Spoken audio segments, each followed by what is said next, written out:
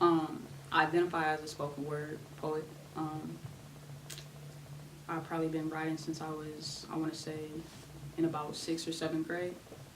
But I haven't been performing that long. I've been performing since 12th grade, and I'm 25 now, so about, what's that, 7 years?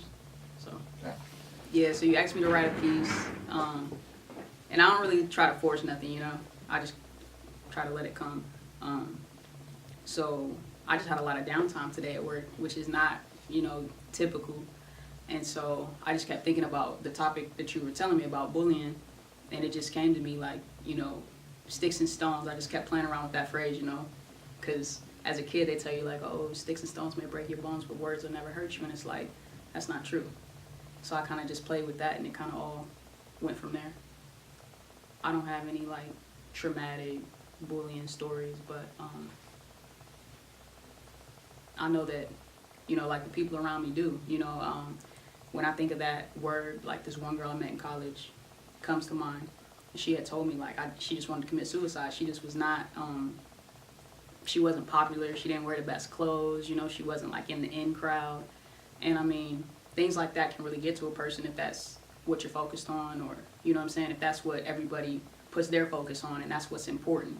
Even if it's not important to you because that's not how you were raised, or that's not really a part of your morals or your values, it can become part of your morals and values. It's important to be important. And so I don't know. I know it's affected a lot of people around me. I haven't lost anyone to bullying, but I know, the effects are deep. They run deep. Like, bullying isn't one thing, like a lot of times we think like, okay, like somebody's getting picked on at school. Like, bullying is verbal abuse. It can be an adult to an adult, an adult to a child. Like, it happens in all kinds of forms. And I think that's just the basis. Like, hurt people. So you can be angry. Maybe you don't have a dad and you see somebody with a 2-parent home, So now you try to pick on them, you soft, you a mama's boy. Like, well, is he, or are you just mad that you didn't have a father around? Like, you just try to pinpoint different things and different people.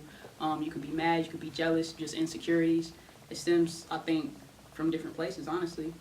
It's not just one, cause. I think kind of like with a lot of other issues going on right now, we say silence is basically agreeing with it.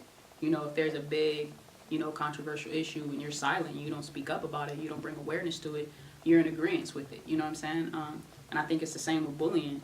If you watch somebody getting picked on, you watch somebody getting beat up, you're agreeing with that.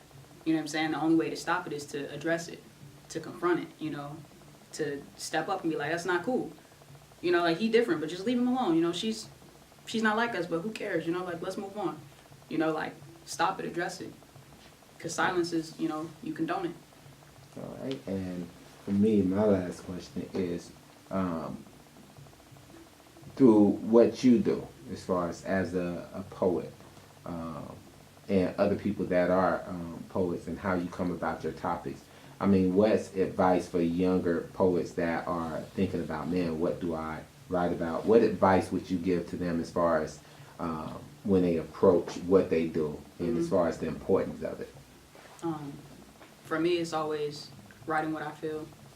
So whether it's like a breakup, a rough time at home, a broken relationship with a parent, struggling and being an underdog at work, or just whatever it is, it's like, write about it.